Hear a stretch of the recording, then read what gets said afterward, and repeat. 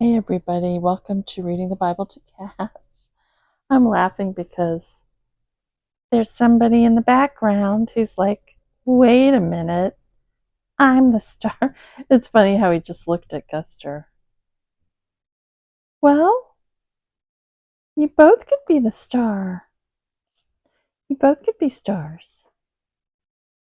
But I can't hold the camera like this forever. I'm going to set it down. You ready to hear a psalm? Because I'm just going to read a psalm. Okay. Here, let's set this down here. Okay. Oops, sorry, everybody. Okay. All right, let's read Psalm 9 as Guster looks to the heavens. Okay, let's pounce on it. Let's take a look at Henry real quick. He's a little preoccupied with his brother. Henry, are you jealous because Guster's center stage right now? Yeah, maybe. Okay, Psalm 9. I will praise you, O Lord, with all my heart. I will tell of all your wonders.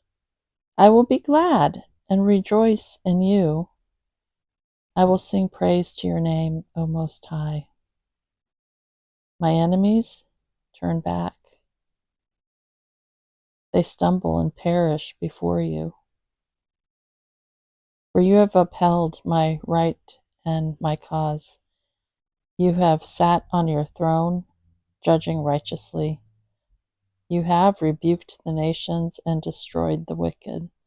You have blotted out their name forever and ever.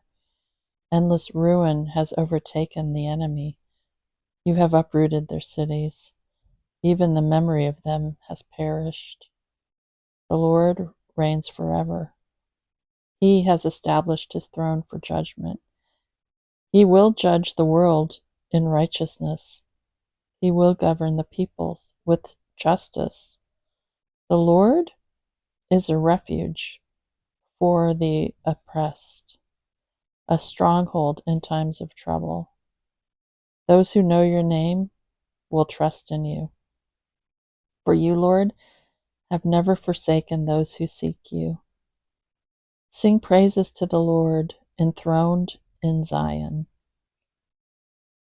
Proclaim among the nations what he has done, for he who avenges blood remembers. He does not ignore the cry of the afflicted. O Lord, see how my enemies persecute me.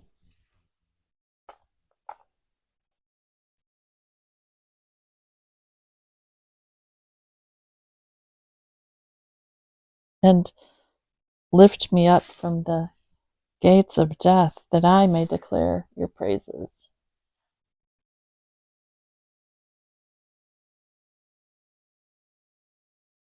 In the gates of the daughter of Zion, and there rejoice in your salvation. The nations have fallen into the pit they have dug. Their feet are caught in the net they have hidden. The Lord is known by his justice. The wicked are ensnared by the works of their hands.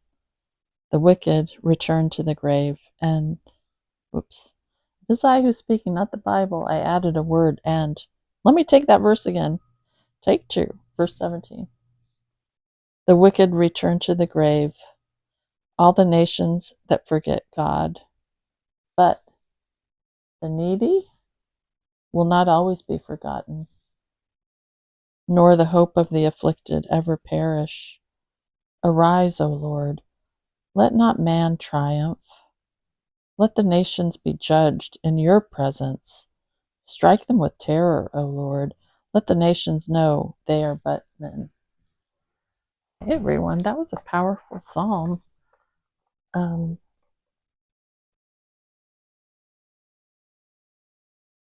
Yeah, that was a powerful psalm.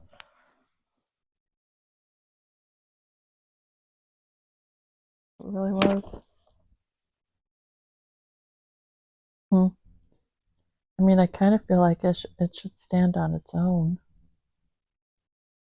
instead of me like commenting on it. But obviously, it's like strong, it's very strong, and of course, Zion is mentioned, you know, and then the enemies of Zion, really, and how God will judge those enemies. And then what I love is that, verse 9, the Lord is a refuge for the oppressed, a stronghold in times of trouble. And then there are so many, and verse 18, but the needy will not always be forgotten, nor the hope of the afflicted ever perish. Yeah, it's like he's the God of the needy and the afflicted and the oppressed. And yeah, verse 12, for he who avenges blood remembers, he does not ignore the cry of the afflicted. And then, verse 10, those who know your name will trust in you, for you, Lord, have never forsaken those who seek you. And that's a wonderful promise, that you'll never be forsaken. For those of us who seek God, will never be forsaken. Um, and then, of course, it feels like this is kind of a prophetic psalm, because it seems to be alluding to the ultimate time of judgment, when God does judge the nations. And then verse 11, sing praises to the Lord enthroned in Zion. And there you have it. Sing praises to the Lord enthroned in Zion. And I feel like that's why that word is so attacked.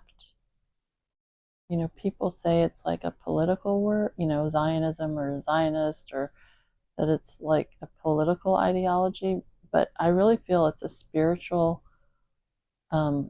battle that's being waged, that has to do with the fact that it says right here in the Bible that, the sing praises to the Lord enthroned in Zion.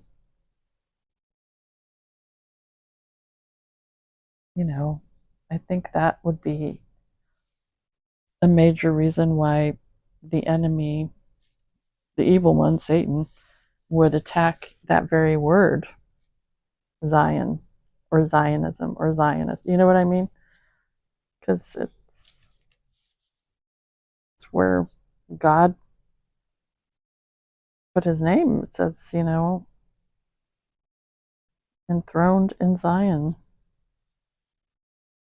Yeah. Well, oh, look who came. Let's see if I can get it. There's a Guster, and there's a Henry. There's a Guster and a Henry. And they suddenly turned in synchronicity. Whatever. Oh, let's say a prayer before I sing any more cutesy songs. Cutesy kitty songs, because kitties make me sing cutesy kitty songs. Okay. All right. I won't afflict you with that kitty songs anymore. We'll say a prayer. Lord, thank you for your word. It's very powerful and very strong. And we know that you do not ignore the cry of the afflicted, that the needy will not always be forgotten, nor the hope of the afflicted ever perish. That you are a refuge for the oppressed and a stronghold in times of trouble. And those who know your name will trust in you, for you, Lord, have never forsaken those who seek you. That's your word. I pray for everybody who feels afflicted, who is afflicted or oppressed or needy, and who cries out. I pray that you would encourage their hearts and help us to know that you will never forsake us. I pray, Lord, for the peace of Jerusalem, for Zion, and for Israel, and for the hostages, that they would be freed. We thank you, Lord, and praise you, and we look forward to the time when you will let the nations know who you are. We pray all these things in Jesus' name. Amen.